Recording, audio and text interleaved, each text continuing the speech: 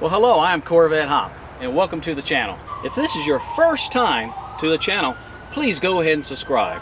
Today we're going to work on this 2014 C7 Corvette. We're going to remove both seats, and I'm going to give you step-by-step procedures on how to do that. With that, keep those cars on the road. I'm going to remove both the driver's and passenger seat of this 2014 C7 Corvette. In order to do that, I need to remove the nuts that hold it down on each seat. In fact, there are 4 nuts. To get at the front nuts, there are covers on both of them. Those will need to be removed. The nut covers are easy to get to. You just pop them right off.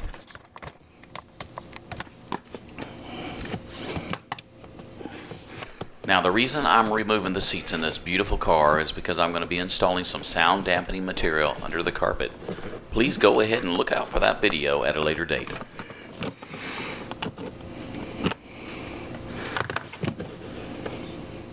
The right side nut cover comes off just as easy.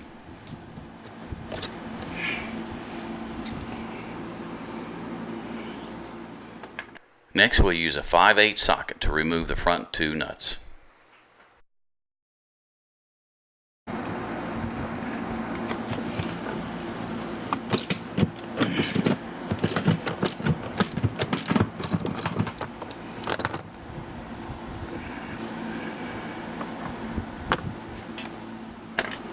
Go ahead and get this floor mat out of the way.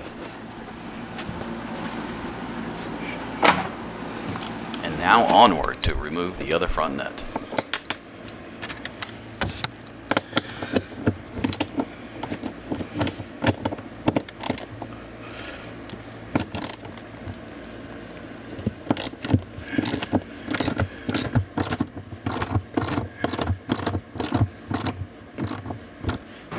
And now I'm going to move the seat forward,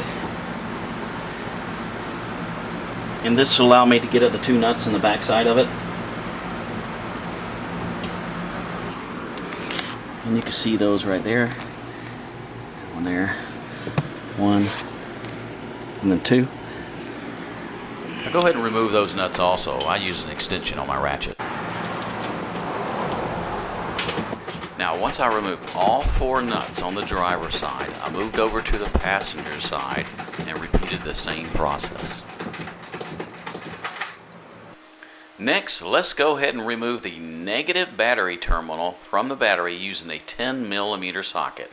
Now, the battery, of course, is located in the trunk area, right-hand side, under the floor matting. Once it is disconnected, remove the terminal out of the way so it doesn't accidentally touch the negative terminal by accident. This is extremely critical because your seats do have airbags. We don't want those exploding in our face as we're doing maintenance.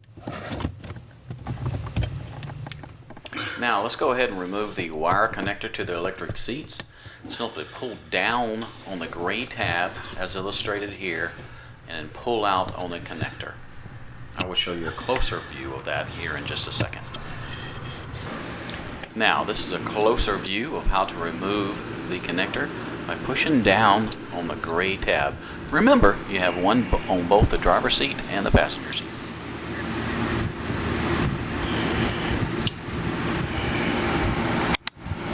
Once you disconnect the seat wiring harness, you'll need to note that the wiring harness is actually mounted to the frame with this fastener right here.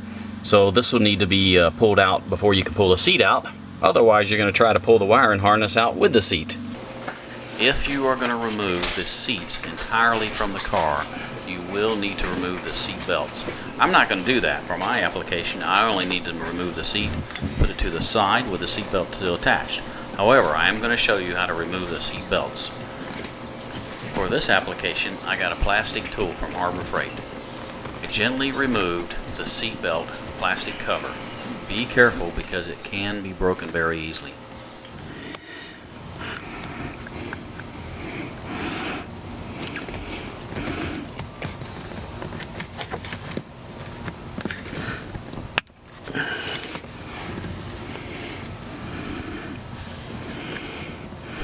Now go ahead and use a 1/4 socket or a 1/4 wrench to remove the nut.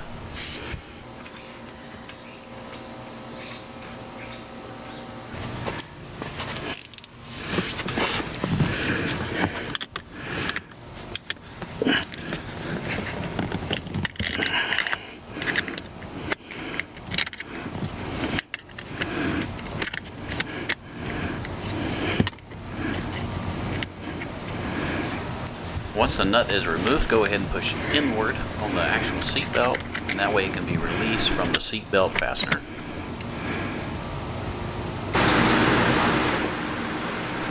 Now it's time to remove the seat. Go ahead and grab a hold of the seat and lift carefully so that you don't do any damage or hit any trim that's around the door. Do the same for both the driver's and the passenger side seat. Again, remember, I did not remove the seat belts on both sides. I just simply set it aside. However, if those seat belts do need to be removed, I did demonstrate on how to do the process. And now the seats are removed. Hey, I hope you enjoyed the video and I hope you learned something. With that, keep those cars on the road.